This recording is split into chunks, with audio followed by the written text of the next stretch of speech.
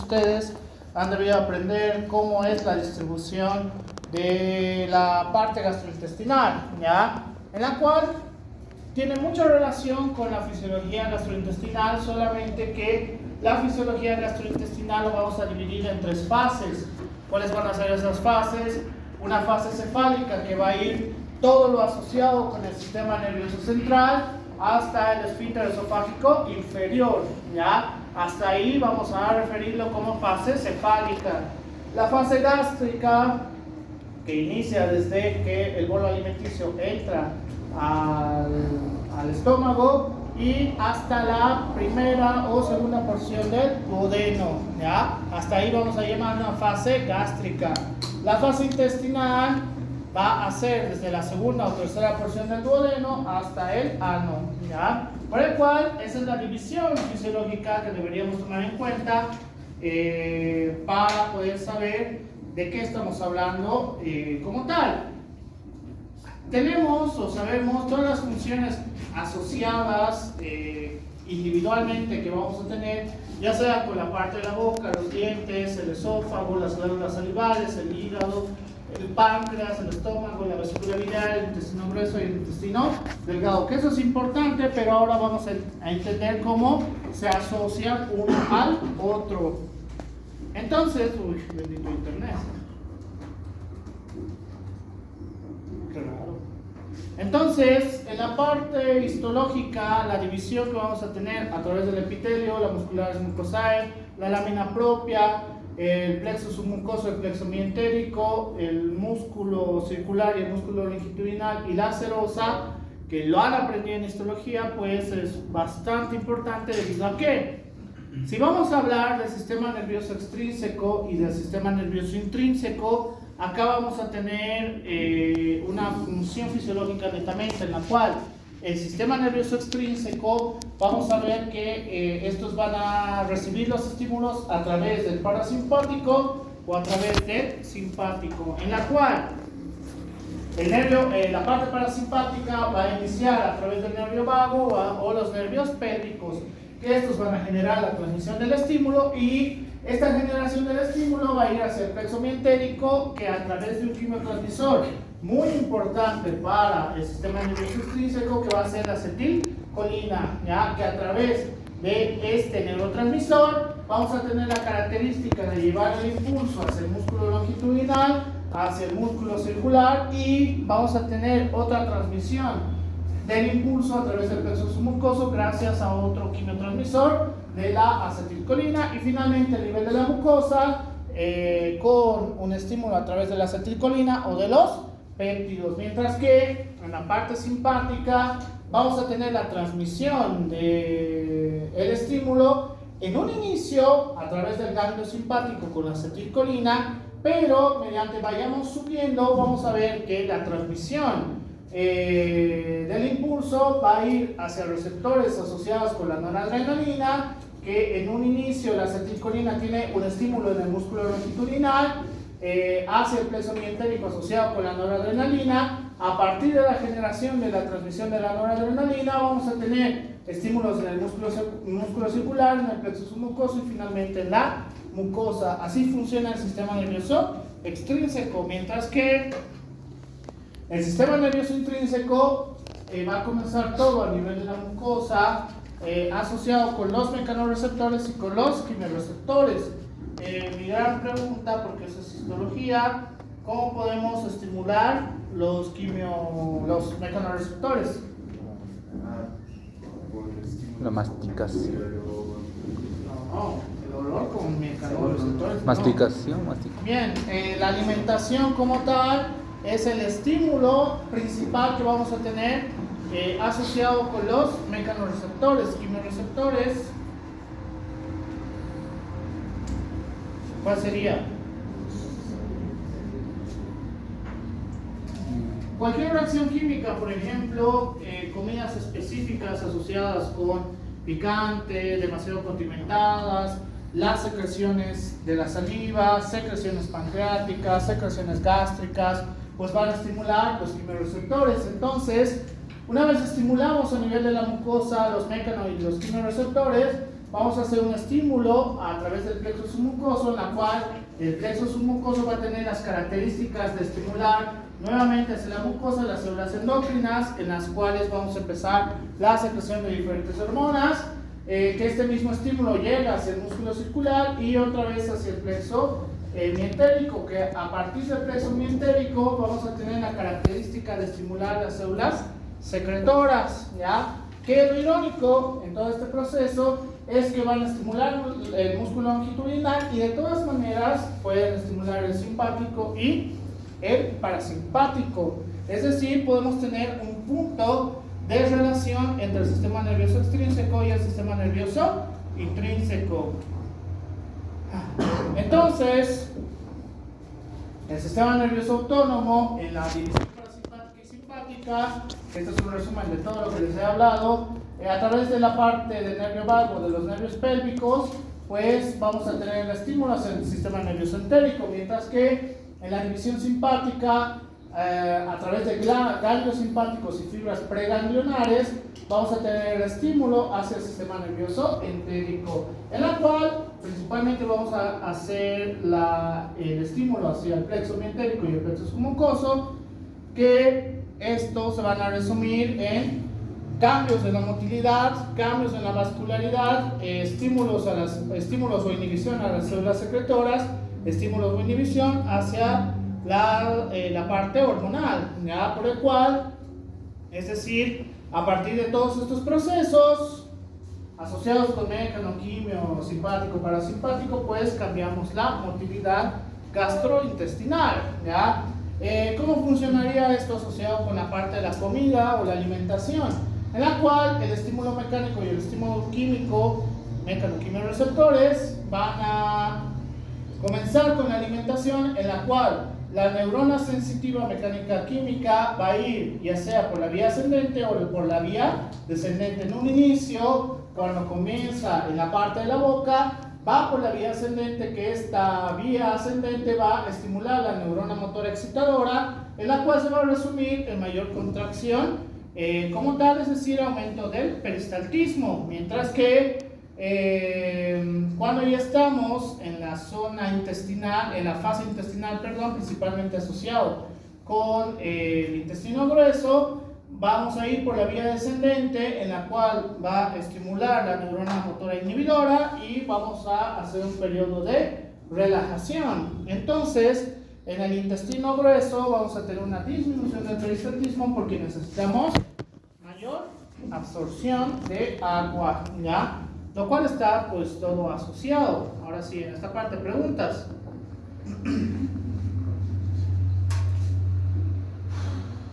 ¿Preguntas?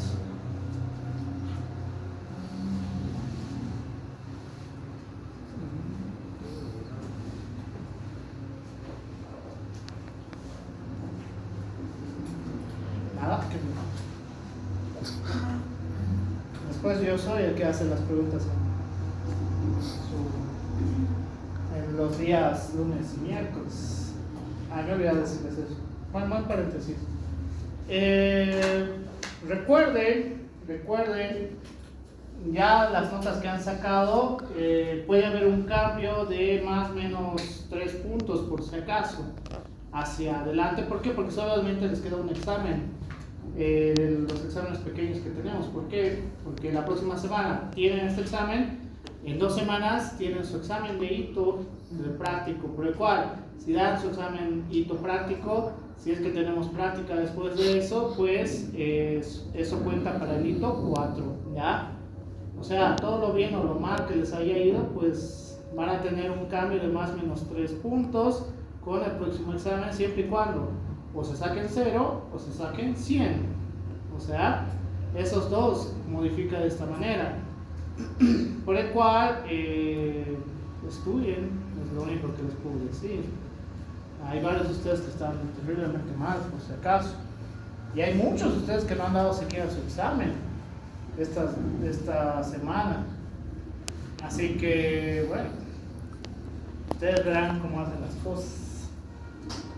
Estudien mucho porque el hito 3 representa o que vas a aprobar o que vas a reprobar, ¿ya?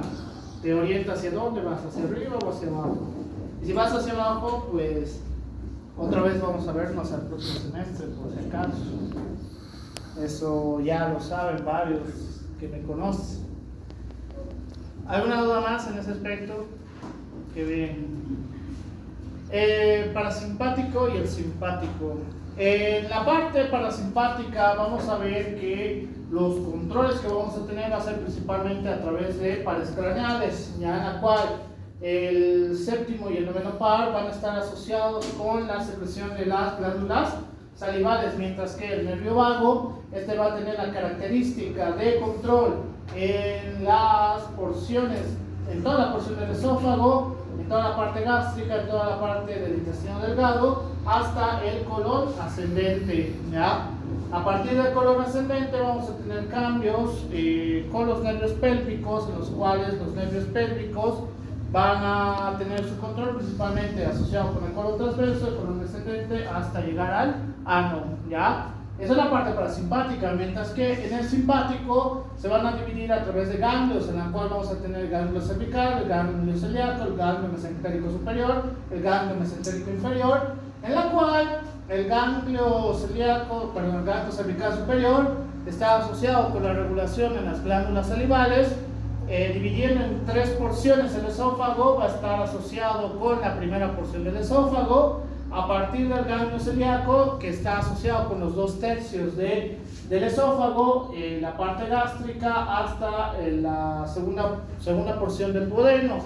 El ganglio mesentérico superior, que está asociado con toda la parte del intestino delgado restante, de la tercera y cuarta porción del duodeno, el yeyuno e ilion, hasta el colon ascendente. Y el ganglio mesentérico inferior, que está asociado con el colon transverso, del colon ascendente hasta llegar al ano, ¿ya?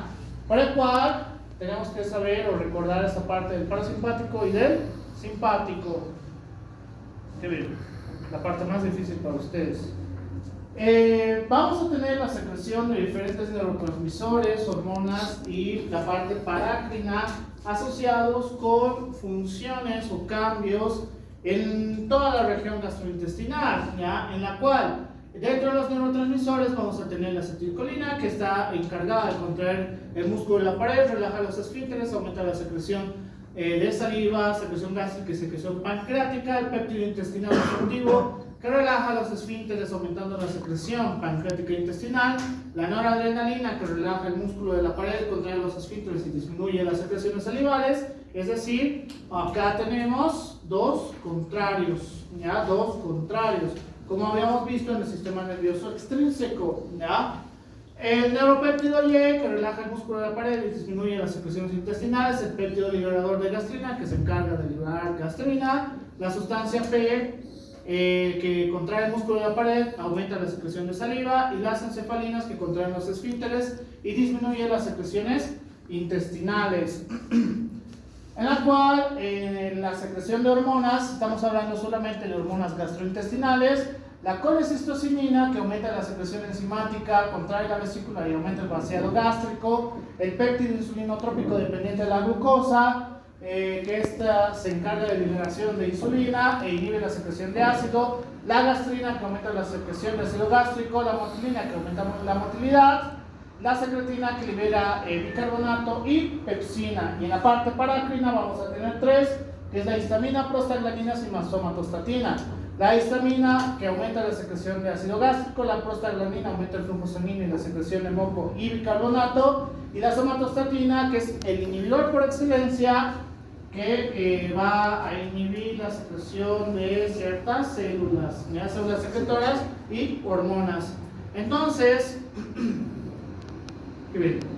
Preguntas en este aspecto, que es todo el cuadro se lo tienen que aprender solamente en estos dos: neurotransmisor, función, ¿ya?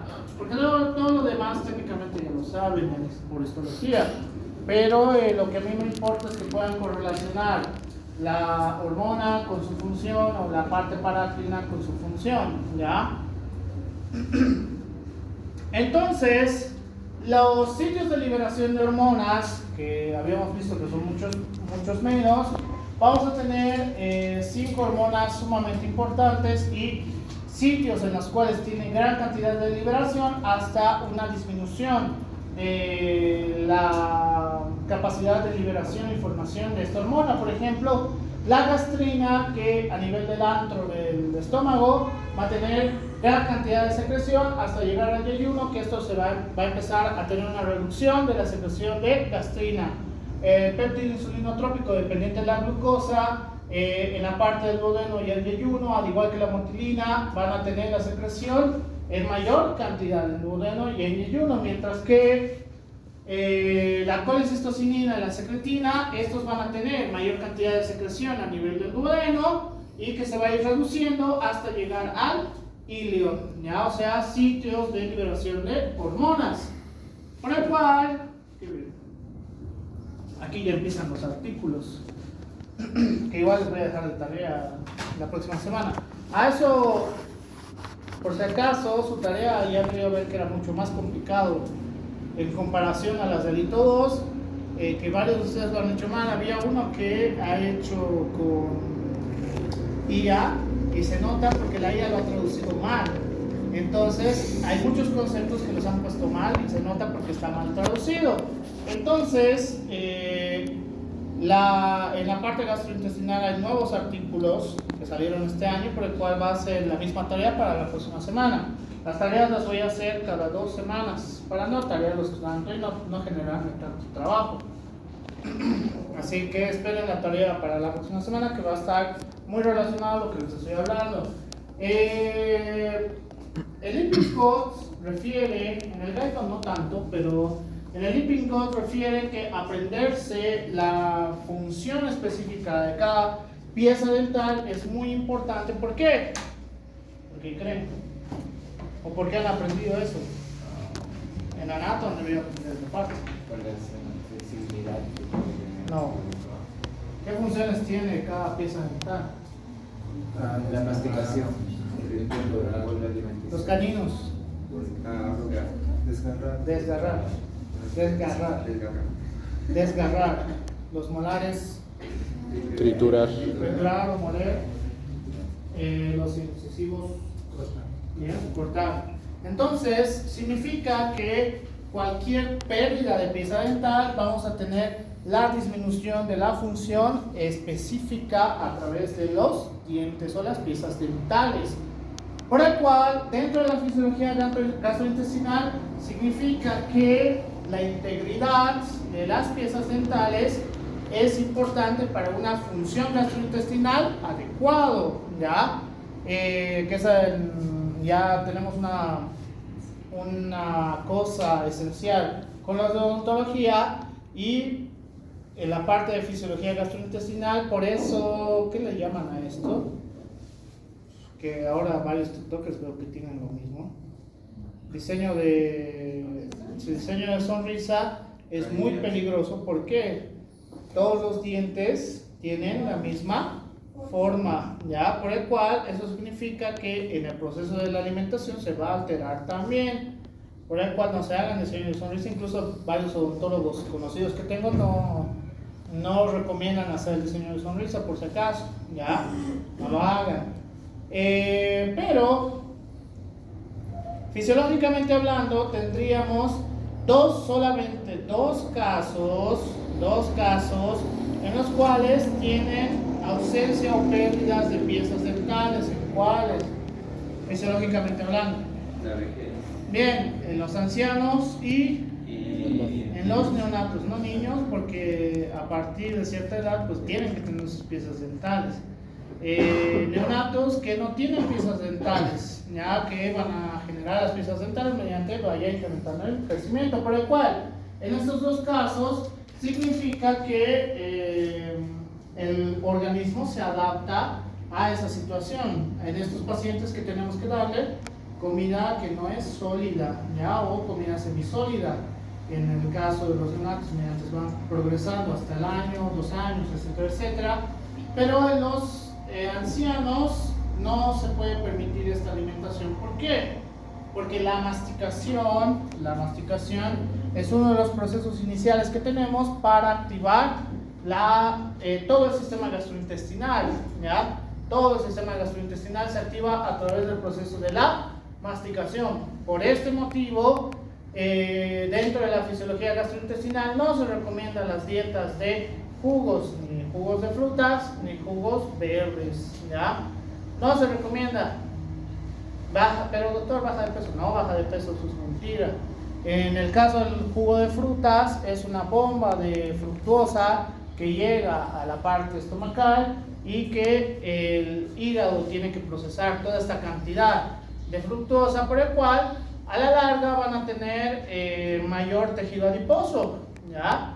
Hay mayor cantidad de tejido adiposo, ¿por qué? Porque es energía que llega de golpe y por eso se sienten con más energía. Uy, mi jugo multivitamínico, ya estoy ready para todo fisiología en el día miércoles, lo cual a la larga puede llevarnos a un aumento de el tejido adiposo. Ah, qué bien, a ustedes los voy a matar ahora con esto. Las nuevas vías de obesidad 2025. Entonces, eso significa que los jugos de frutas van a ser una bomba para nuestro organismo. En el caso que hace a la larga resistencia a la insulina, por obvias razones, tanta azúcar, pues tienen que regularlo a través del páncreas endocrino, ya liberación de insulina. Así que no se recomienda. ¿Qué es lo peor que les puede pasar al consumo crónico de dieta a base de jugo de frutas? Es cáncer pancreático, ¿ya? Cáncer pancreático es lo peor que les puede ocurrir. ¿Por qué? Porque estimulas constantemente el páncreas. Entonces, esto a la larga puede llevarlos a un factor de riesgo para cáncer pancreático, ¿ya? Por eso no se recomienda. Que supongo que no entienden un poquito de esto, que es el concepto de dieta. ¿Qué es dieta? ¿Qué es dieta? ¿Por qué dije dieta en este espacio y no dije tomar jugos de frutas es malo? Dije la dieta a base de jugos de frutas es malo. La alimentación. La dieta es un plan de alimentación específica para un objetivo. Es un plan de alimentación en la cual se basa principalmente en un factor determinante que puede ser dieta a base de solamente proteína, dieta a base de jugos de frutas, dieta a base de fibra, dieta a base de, ¿ya? En general, las dietas para personas sanas no se debería utilizar, ¿ya? Si es una persona sana, no necesitas dietas, solamente regular lo que estás comiendo, que es ahora lo que vamos a hablar de eso en un momento. Entonces, las dietas de jugos verdes no se recomiendan tampoco. ¿Por qué? Creo que les he dicho en la parte renal. ¿O no les he dicho? Bueno, ahora les voy a decir. La dieta de jugos verdes tiene gran capacidad de formación de oxalatos. La formación de oxalatos está asociado para la formación de litos renales, ¿ya? Es decir, si yo hago una dieta de jugos verdes, y vuelvo a recalcar en lo de dieta, dieta significa que en la mañana, tarde, noche estoy tomando jugos, ¿ya? O en la mañana y 5 veces a la semana, o sea, 5 días mínimos tengo el consumo de jugos verdes o jugos de frutas, ¿ya? Esta clase de dietas pues te puede llevar a estos procesos, no el hecho de que digas, lo único, no sé, hay una señora aquí en la esquina creo que vende jugos, que sea lo único que encuentres. Si es tu primer jugo en un mes o 2 meses, no hay ningún problema, ¿ya? Pero que tú bases tu alimentación en dieta a base de jugos de frutas o dieta a base de jugos verdes, estos sí son factores de riesgo para a la larga tener patología gastrointestinal, ¿ya? Que eso no se debe hacer bajo ningún concepto. ¿Por qué? Porque hasta donde yo recuerdo, aunque hay cada estudiante que me sorprende de mala manera, hasta donde yo recuerdo no masticas el jugo, ¿no ve? O sea, tomas y pasa directamente hasta la fase gástrica, ¿no? No sé, que sean medio raros. Entonces, Eso significa que no saltamos un paso inicial para comenzar la función gastrointestinal, ¿ya? Si no tenemos el proceso de masticación, entonces eso significa que nos estamos saltando un gran paso. Por eso la dieta a base de jugos no se recomienda, a menos que sea para un paciente que no tiene piezas dentales o que sea un paciente con alimentación parenteral, ¿ya? Que eso es netamente en los hospitales. Entonces, ustedes no son pacientes que están en los hospitales, no necesitan una dieta a base de jugos, ¿ya? Punto pelota. O sea, ahí no hay cómo discutir, por si acaso. ¿Qué patologías podría darnos la pérdida de piezas dentales? La más común. Desnutrición puede ser, pero no es tan frecuente.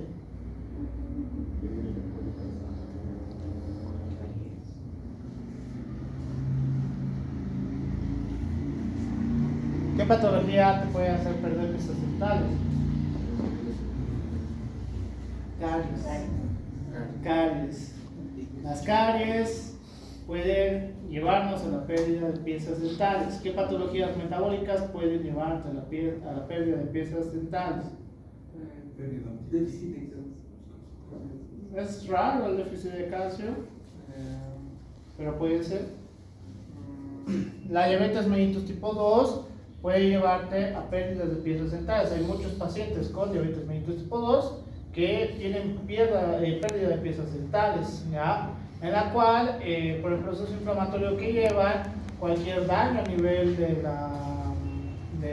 diente, pues la gran mayoría de odontólogos no quieren tratar. ¿Por qué? Porque tienen problemas que tienen demasiado sangrado los pacientes diabéticos, y cualquier intervención odontológica representa gran cantidad de sangrado y un peligro para ellos, ¿ya? Por el cual a la gran mayoría de pacientes diabéticos solamente bajo un tratamiento asociado con un colega, pues hacen la extracción de piezas dentales, que tampoco se les puede colocar nuevas piezas dentales porque es como atornillar hacia adentro y otra vez vamos a tener el problema del sangrado, ¿ya? Entonces hay cirujanos maxilofaciales que pueden tratar esto, pero es bastante costoso, ¿ya? Así que tenemos que tener en cuenta lo de las piezas dentales. Mi recomendación: no pierdan piezas dentales, chicos, por si acaso, ¿ya? Si no, van a tener alteraciones de la fisiología gastrointestinal hacia el futuro. ¿Ya? Entonces, ese primer concepto es muy importante, en la cual otro de los conceptos muy importantes, que este es otro artículo, en la que habla de la secreción de glándulas salivales. En la fase cefálica podemos tener la secreción de las glándulas salivales a través de dos conceptos. ¿Cuáles? Uno, la alimentación, y dos, el estímulo externo. Puede ser a través del sistema nervioso central. Cuando piensan en su comida, supongamos que piensan en su comida favorita frente a ustedes, favorita me refiero, o sea, lo que sea, ¿no? Eso puede ser un estímulo en la cual incrementa la secreción de saliva, o el olor de una comida deliciosa, inclusive la presentación de la comida. Si se ve como vómito de perro, pues a nadie se lo va a antojar y no hay la secreción, así sepa bien, por si acaso. Ese concepto de gastronomía sí es correcto, que la presentación de un plato sí dice mucho de la comida, por si acaso, ¿ya? Entonces, es un concepto fisiológico que obviamente ellos no lo saben, es más un conocimiento empírico, pero que una buena presentación pues hace el aumento de secreción de las glándulas salivales, por el cual vamos a tener un proceso de generación del bolo alimenticio mucho más adecuado. Pero hay un tercero. ¿Cuál? Yo creo que sería la secreción de la saliva para la aumentación de la cavidad bucal. ¿Cómo? A ver, ¿pues? Para la aumentación de la cavidad bucal. Eso es diferente. Está asociado con hidratación. Porque si no, estaría todo el tiempo si están deshidratados, ¿no? En lo cual no ocurre a menos que tengan una patología asociada. El ciclo circadiano, por ejemplo, en aproximadamente, dependiendo a qué hora almuercen ustedes, empieza a la secreción de las glándulas salivales a partir del mediodía, ¿ya? Que eso es normal, por si acaso. El ciclo circadiano, dependiendo de cómo se alimenten ustedes, va a empezar la secreción o disminución de la secreción de las glándulas salivales. ¿Por qué? Porque comen a esa hora, que supongo que la gran mayoría de ustedes comen a partir de las 2:30, si pueden, algo, ¿no? Maruchan o las porquerías que suelen comer ustedes. Ahora les digo por qué les digo porquerías, ese tipo de alimentación, ¿ya? Pero hay una alteración que vamos a tener de la secreción de glándulas salivales debido a un problema mundial que al parecer está prohibido que toquemos ese tema, pero dentro del rubro médico, cuando ya te adentras demasiado, pues se habla mucho de esto. ¿Cuál creen que es un problema mundial? ¿La qué? No. Cuando ustedes toman, o bueno, cuando ustedes están con su desayuno, siempre hay algún líquido, ¿sí o no? En la mayoría de los casos. Bien. Cuando ustedes están almorzando, siempre hay algún líquido. Cuando ustedes están a la hora del té, por ahí hasta la respuesta, ¿no? A la hora del té siempre hay un líquido, sí. En la cena, en la mayoría de los casos, sí. ¿Ya? ¿Cuál es el detalle? La idea de una buena secreción de las glándulas salivales es que tengan la capacidad de hacer la formación del bolo alimenticio, ¿ya? Como en la primera práctica que hemos tenido. Aquellas personas, y ahora viene la relación con la práctica, aquellas personas que no tienen buena secreción de las glándulas salivales, pues se les cuesta mucho hacer la formación del bolo alimenticio, ya en la cual empieza a alterarse por la conformación de todo lo que tienen las glándulas salivales. Entonces, ¿por qué mi pregunta de si siempre hay líquido? En el caso del desayuno y en el caso de la hora del té, pues es medio inevitable que tengan un líquido, pero donde tenemos la alteración, y esto debido a Coca-Cola, Pepsi y todos estos, porque las propagandas, por lo menos de este lado de México, que en Latinoamérica, que es una familia feliz en la hora del almuerzo, el niño corriendo con su Coca-Cola de 2 litros o 3, o ya no sé en cuánto llega ahora, lo pone en la mesa y todos sirviendo felices mientras van comiendo. Ahí ya hace el error, por si acaso. Se supone que todos ustedes tendrían que tener la capacidad de alimentarse sin mojar el alimento, ¿ya? ¿Por qué? Porque tienen la capacidad de secreción de las glándulas salivales. Entonces, ¿dónde está la alteración? Tenemos una disminución de la secreción de las glándulas salivales porque, no sé, la típica, supongo, comer mi pollo broster, mastico, me coloco arroz y pollo a la boca y para que pase o sepa mejor, porque eso me han dicho el otro paralelo, mi Coca-Cola o mi gaseosa, ¿no ve? El problema de hacer eso es que hay una disminución de la secreción de las glándulas salivales. ¿Por qué? Porque obviamente la idea es hacer el proceso del bolo alimenticio mucho más fácil, pero con la Coca-Cola, agua, jugo, lo que sea que compartas en ese momento, pues el líquido ya hace mucho más fácil, por el cual hace una reducción de la secreción de las glándulas salivales. Entonces, eso significa que no deberías acompañar absolutamente con nada, no necesariamente, sino que después de que comas todo, recién puedas tomar el líquido de tu elección, ¿ya? El líquido de tu elección. Si es agua, jugos, Coca-Cola, Pepsi, lo que sea, pues ustedes lo ideal es que lo consuman después, a menos que sea comida demasiado seca, ¿ya?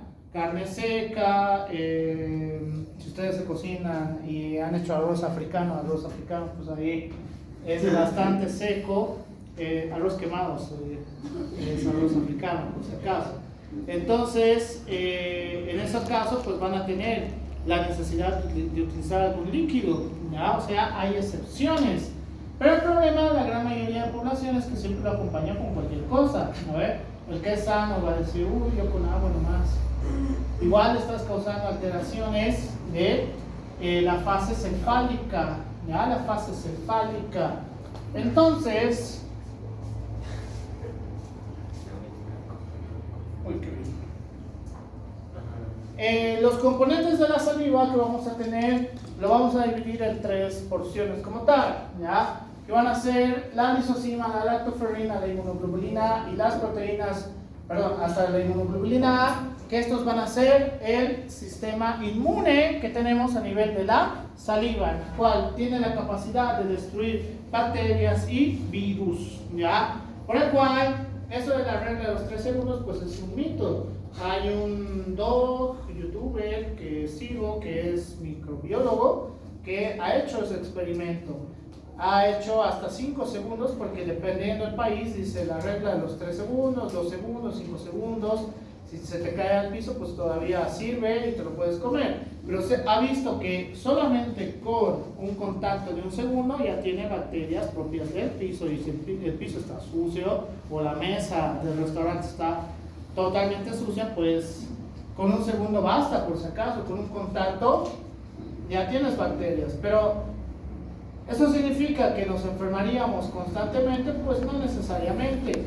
Estas 3 tienen las características de bacterias mucho más comunes y virus mucho más comunes, poder eliminarlos, ¿ya? Por el cual la saliva no solamente es para la formación del bolo alimenticio, sino que también vamos a tener un factor inmunológico en este aspecto. Por eso, mezclarlo con la saliva y no con Coca-Cola / Pepsi es mucho más adecuado para, desde el punto de vista del sistema inmunológico, mientras que las proteínas ricas en prolina, la amilasa salival y la lipasa lingual, principalmente la alfa-amilasa, que ese es su otro nombre, estas van a estar asociadas para la formación de bolo alimenticio, y la alfa-amilasa o la amilasa salival, esta va a ser muy importante. ¿Por qué? Porque en contacto con el esófago, en contacto con la parte gástrica, tiene la capacidad de incrementar o iniciar la motilidad, ¿ya? Por el cual, cuando hacemos un buen bolo alimenticio, y ahí en la práctica les decía, hay una alteración, pero no significa que están enfermos, sino que su bolo alimenticio se veía bastante seco en algunos de ustedes. Se veía como si fueran esas galletas de avena totalmente secas. Se veía así, ¿por qué? Porque no tienen una secreción de las glándulas salivales adecuado, y era una galleta o 2. O sea, no era la comida seca para que se vea así su bolo alimenticio, ¿ya? Entonces eso significa que los componentes están, pero hay una alteración de la secreción de saliva en cada caso independiente de cada persona, ¿ya? Por el cual, ¿qué? Dijo que se dividían en 3 grupos. No, en 2 grupos. Inmunológico y asociado con la formación de bolo alimenticio y la motilidad, ¿ya? Pero dentro de los componentes de la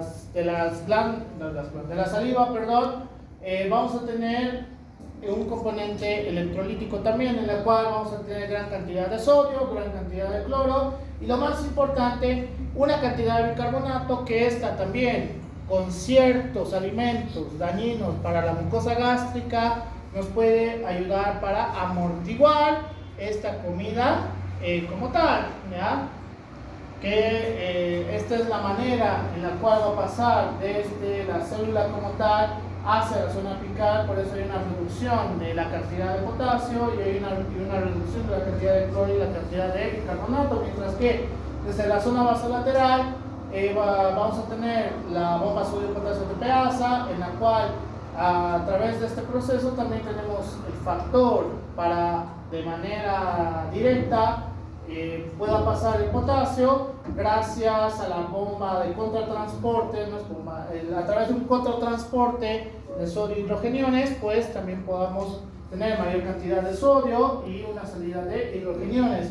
Y a través de un cotransporte sodio, cloro, potasio, pues vamos a tener mayor cantidad de este a nivel de la célula, en la cual la formación que hemos aprendido, así hemos aprendido con ustedes en la parte respiratoria, para la formación de hidrogeniones y bicarbonato ocurre muy similar en este proceso, ¿ya? De ahí obtenemos bicarbonato e hidrogeniones. Ya, entonces, la saliva, por los componentes de sodio que tiene también, es muy importante, ya que vamos a tener tres tipos de poros. A nivel del poro gustativo vamos a tener tres tipos, que estos van a estar asociados con la transducción del sabor, ¿ya? En la cual, en el tipo 1, que esto va a representar aproximadamente el 60% del poro gustativo, va a tener la característica de transducción del sabor salado, ¿ya? Mientras que el tipo 2, esta va a estar encargado con la transducción de tres tipos de sabores, que tiene una proporción del 30%, el sabor dulce, el sabor amargo y el sabor umami, ¿ya? Y en el tipo 3, que representa menos del 10%, está asociado con la transducción del sabor ácido, en la cual este mapa lingual clásico ya no se utiliza, ¿ya? Sí, todavía, porque puede pasar, hay algún colega mío que diga que así funcionan los sabores, eso ya es de hace 20 o 30 años, como tal, ¿ya? No tenemos un mapa lingual en la lengua. ¿Por qué? Si ustedes se queman tomando su café caliente en la punta de la lengua, significa que ya no pueden captar el sabor dulce, porque alguna vez han debido quemar, ¿no ves? Sí. ¿Y podían captar todavía sabor dulce? Sí. Entonces el mapa lingual clásico es muy fácil debatir que no funciona de esta manera, ¿ya? Porque no funciona de esta manera. Entonces, asociado con los sabores, por este motivo, la gran cantidad de población, cuando no le capta sabor a cualquier comida, le coloca sal. ¿Por qué? Porque en mayor proporción tenemos la transducción del sabor salado. Por eso le colocas sal a tu comida, porque captas más sabor. Entonces, es importante saber de fisiología, ¿ya? O sea, es bueno colocar sal, desde un tema hormonal también lo es, para la parte de la tiroides, entonces, pero lo que no tienen que hacer es colocar comida a su cantidad de sal, ¿no? O sea, es más sal que comida, y alguna vez lo he visto en estos dos lados, que es las cafeterías. Piden su salero y la mitad ya se lo están achacando a su sopa y la otra mitad a su segundo. O sea, no tienen que exagerar. ¿Por qué? Porque la transducción de los sabores puede llevarnos a procesos inflamatorios también, ¿ya? Por ese motivo, pues ponen sal a casi todo, para cuando quieren o necesitan captar mejor el sabor, ¿ya? Pero, aquí hay un pero, que es el mismo debate que supongo que voy a tener con ustedes, como tuve con el otro paralelo. ¿Qué sabor no existe en este espacio? Picante. Bien, no existe la captación de sabor picante. ¿Qué es entonces el picante? Es una sensación de irritación. Es una sensación de proceso inicial irritativo que nos lleva a un proceso inflamatorio, ¿ya? En la cual solamente causa una inflamación a nivel del poro gustativo, ¿ya? Inflamación. Si exageras en el picante, por ejemplo, eso me hizo reír porque uno de los estudiantes trajo eso para comer, que era esos ramens color negro, que son extremadamente picantes al parecer. Si tú comes picante en exceso, empieza un proceso inflamatorio muy típico, en el cual empieza a aumento de las secreciones de saliva, secreción lagrimal, empieza a tornarse totalmente rojo y empieza a sudar. Un proceso inflamatorio típico, ¿ya? Eso significa que no debería, nadie en el mundo debería comer picante. Nadie en el mundo debería comer picante. ¿Y cómo sabemos esto? gracias a una bonita población que quiero mucho, el pueblo mexicano, ¿ya? Gracias a México sabemos que hay un montón de problemas ante el consumo de comida picante. ¿Por qué? Porque crea un proceso inflamatorio como tal. Entonces, a nivel del poro gustativo, entre más inflamas el poro gustativo, vas a tener que incrementar más tu dosis de picante para captarle sabor.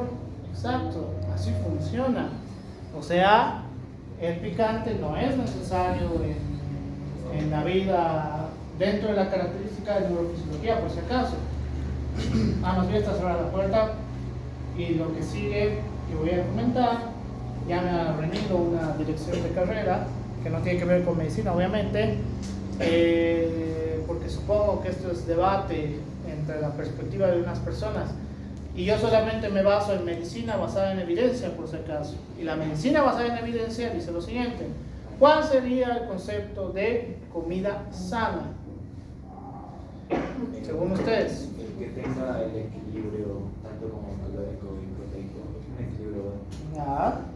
¿Alguien más? ¿Qué? Comidas blancas. ¿Alguien más?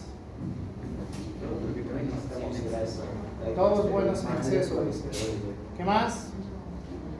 No se basa al equilibrio de la pirámide. Es un concepto más antiguo. Técnicamente ya no es una pirámide, es un círculo ahora. Pero ya. Depende. La carga energética.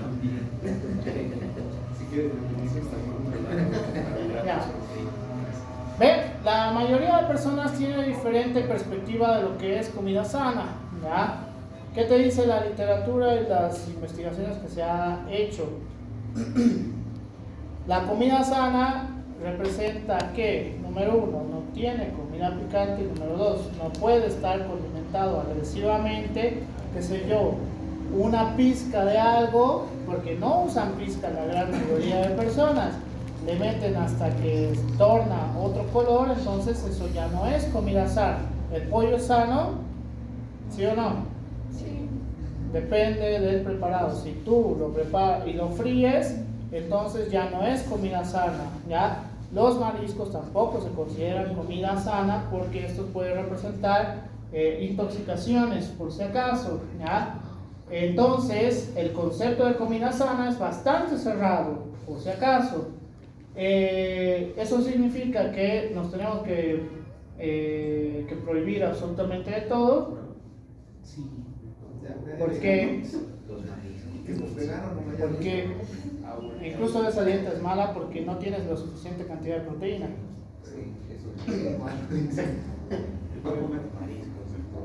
También está. La dieta del caballo. Te puede llevar a intoxicación alimenticia.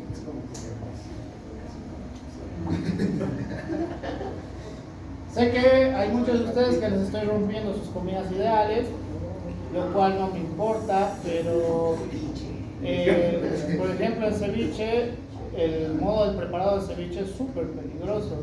No se cocina con limón, no existe ese proceso por si acaso, ¿ya?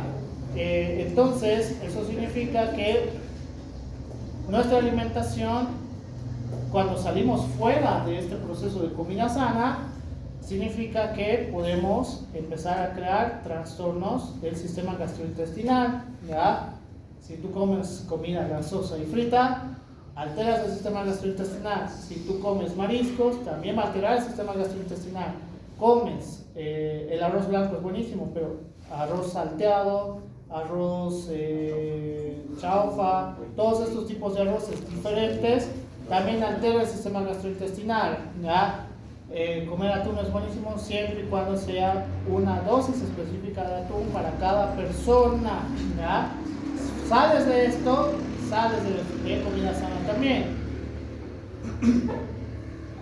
Lo que les digo a mis pacientes les voy a decir exactamente a ustedes. Este concepto es buenísimo porque eso, y sobre todo los nutriólogos muy antiguos que dicen, no, te puedes dar un poquito de coquita después de Coca-Cola, o sea, un poco de Coca-Cola, un poco de Coca-Cola, pero que solamente sea esto, pues no te va a hacer absolutamente nada. Eso es falso, por si acaso, ¿ya?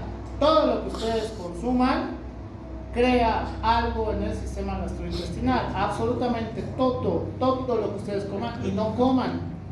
Ayuno prolongado también causa alteraciones en el sistema gastrointestinal, ¿ya? Ayuno intermitente es diferente a ayuno prolongado. Ayuno prolongado es lo que ustedes hacen. Por ejemplo, los que han venido a las 7:30 y tengan clases continuas hasta las 12:30 están teniendo ayuno prolongado, porque no es lo que normalmente hacen. El ayuno intermitente es diferente. Entonces, eso significa que la comida sana, aquellas personas que tienen patologías, no deberían salir del concepto de comida sana. Ustedes, mientras estén sanos, pueden, qué sé yo, en la semana, ayer me han invitado, ¿qué se llama este postre? De ahí por aquí, merengón. O sea, es una comida totalmente, el hecho de que tenga frutas no lo hace sano, por si acaso, ¿ya? Entonces, yo en la semana, pues ayer he comido esto, que no va a ser ningún problema en mi semana, ¿por qué? Porque todos estos, desde el día lunes hasta hoy, he comido pollo, atún, arroz blanco y nada más, y verduras y ya. Para de contar, ese es mi almuerzo y mi desayuno es todavía un poquito más restrictivo, ¿ya? Entonces, y me ven aquí dando clases, no me estoy desmayando como a algunos alumnos les ocurre cuando no desayunan, ¿ya? Entonces, eso significa que tener esos periodos pequeños en los cuales puedas, no sé, comer lo que tú quieras, está bien, siempre y cuando tengas salud, ¿ya? Si no tienes salud, entonces no deberías salir del concepto de comida sana. Pero el problema es que la gran mayoría de personas con patologías prefieren complicarse antes de cambiar sus estilos de vida, como ocurre en los diabéticos, en los hipertensos, en los que tienen síndrome metabólico, etcétera, etcétera. Y yo a mis pacientes les soy sincero y les hablo como les estoy hablando a ustedes, que ya los de gastronomía se han enojado conmigo porque digo esto, pero es así, es como funciona. Si el diabético toma Coca-Cola, sigue incrementando sus niveles de glucosa, a pesar de que esté tomando sus medicamentos y su insulina, sigue incrementándose, su hemoglobina glucosilada va a seguir subiendo y va a empezar a tener más y más complicaciones. Punto pelota, no hay otra diferencia por si acaso, ¿ya? Si el paciente con intolerancia a la lactosa toma cualquier cosa con lactosa, altera las vellosidades del intestino delgado y el intestino grueso. Entre más pruebe, porque esa es su justificación. No, es que me quería probar un poquito de ese queso que se veía delicioso. No, lo tienes que hacer. Tienes una patología. Vas a alterar las vellosidades del intestino y vas a crear un síndrome de mala absorción a la larga. Entonces, mientras ustedes estén sanos, no hay ningún problema, siempre y cuando en la semana su alimentación sea mejor, ¿ya? Si como pollo frito o como algún estudiante pensó que estaba haciendo lo correcto, yo solo como pollo al despido. ¿Cuál es el problema del pollo al despido ahora que ya les he hecho el concepto? Bien, está demasiado condimentado, ya no sabe a pollo, tiene otro sabor y dependiendo de lo que lo condimentes, sabe diferente los pollos al despido, eso sí es verdad.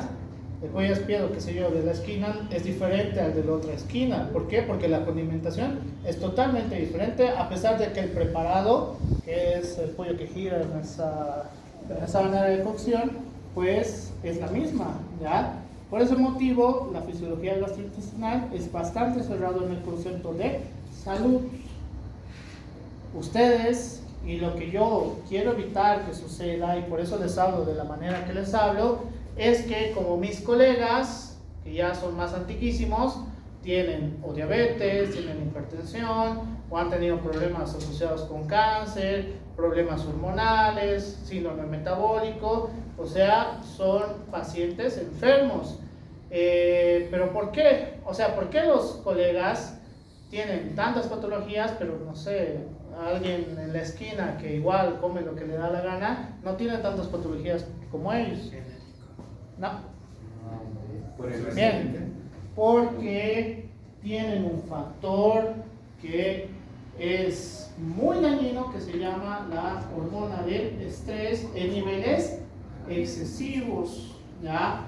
Entonces, si tú asocias tu mala vida con el estrés del trabajo, porque al final pues esto van a vivir, ¿no ve? Entonces creas una bomba perfecta para empezar a hacer patología. Encima no hago ejercicio, pues peor todavía, ¿no ve? Por eso, por lo menos yo con el ejemplo de que cuando yo he llegado pesaba 120 y algo kilos, pues era súper rechocho, esto juras que me iba a entrar en ese entonces, pues gracias a la alimentación y porque tengo un doc del deporte en la cual yo soy su paciente, no me puedo hacer a mí mismo por si acaso. Tengo mi nutrióloga igual, ambos están en México, son terapias por vía Zoom, entonces ha funcionado, ¿ya? Actualmente peso 85 kilogramos, que según el índice de masa corporal estaría en obesidad tipo 1, que ya no se utiliza por si acaso, porque la grasa corporal que mantengo en la última revisión es 32%. Entonces, la cantidad de peso que tengo es masa muscular macra, ¿ya? Y mediante vaya bajando el porcentaje de grasa, pues mejor. Mientras que hay personas que tienen demasiada cantidad de tejido adiposo a pesar de que pesan 40 kilos. Que esa es la práctica que vamos a hacer en el Rito 4. Por si acaso. Preguntas en este espacio. Entonces, ¿cómo tenemos que comer? ¿Qué hay que comer? No chistes, sino Lo que decía su compañero de la pirámide nutricional, que ese es el nombre correcto, técnicamente la pirámide ya se ha dejado hace un tiempo, ahora es un círculo nutricional. ¿Se pueden basar en eso? Sí, por supuesto, porque en la pirámide nutricional no dice ahí un locoto hoy día, sazonado con, no sé qué sazonan, es que no sazono mis comidas, con un montón de cosas, ¿no ve? Sino que la pirámide nutricional te habla de las necesidades que tenemos a partir de, desde la base hasta la pirámide, ¿ya? O el otro, el círculo como tal. Entonces pueden utilizar eso para saber qué es lo que necesita su organismo, ¿ya? Por el cual lo ideal, que sé que es muy difícil, es que todos ustedes hagan su propio alimento, ¿ya? Que todos ustedes hagan su propio alimento, pero si no, ¿qué es lo que les queda? Ir a un sitio donde puedan identificar que no tiene tantas alteraciones su comida o su preparado, que no esté frito, que no tenga alteraciones su arroz, o sea que sea arroz salteado, arroz chaufa, o verduras salteadas, etcétera, etcétera, o por lo menos sus verduras estén un poquito más higiénicas, etcétera, etcétera, ¿ya? Que hay sitios, el problema es que la mayoría de estos lugares alrededor es comida rápida, ¿ya? Y la comida rápida, pues la gran mayoría la fríen, por eso se hace rápido. Así que depende de ustedes hacia dónde van, tienen que ir viendo, investigando. Pero si comen tucumana y que es papa rellena todo el tiempo, pues sigue siendo frito por si acaso, ¿ya? Colecísticos, se les conoce como alimentos colecísticos. Cinéticos. No todos en general, pero eso en esta parte es muy importante por si acaso. ¿Qué es esto? lengua geográfica, no. Bien, lengua geográfica. Lengua geográfica, pero ¿por qué? Esta es un que se llama síndrome de Sjögren. En el síndrome de Sjögren hay disminución de la secreción en todas las glándulas secretoras, ¿ya? En la saliva, en las lágrimas, a nivel gastrointestinal. Entonces nos puede dar la característica de una lengua geográfica. ¿Por qué? Porque es como si estuviera deshidratada, ¿ya? Que técnicamente no están deshidratados, pero en las zonas que necesitan secreción, pues les ocurre este proceso, síndrome de Sjögren, que está en el Lippincotti, si no me equivoco. ¿Alguna otra pregunta hasta aquí? Porque de aquí es gastro. Esa es la parte larga. ¿O avanzo nomás? Pero pues, La secreción de la saliva puede ser autónoma sin la necesidad de un estímulo externo. No. Pero sí, yo demuestro que sí puedo. Claro, pero es que estás utilizando el sistema nervioso central. Yo si no es un estímulo externo como un antojo o ver la comida como tal que me estimule eso. Pensar en comida sigue siendo un estímulo externo. Por más que no lo piense, yo digo, o sea. Sigue siendo el sistema nervioso central. Claro. ¿Cómo no puedes no pensar y secreción de saliva? Porque hay personas que pueden notar eso, o hay otras sin la necesidad de pensar en comida. Lo cual me lleva y me olvida esta parte. Es importante mejorar las papilas gustativas, sí, por supuesto, en la cual, por ejemplo, en mi caso, aunque no aplica en mi caso, hay personas que no salen de su confort, ¿ya? O sea, pollo a la broster con arroz y ya. Eso comen todos los días o la mayoría de sus comidas. Entonces,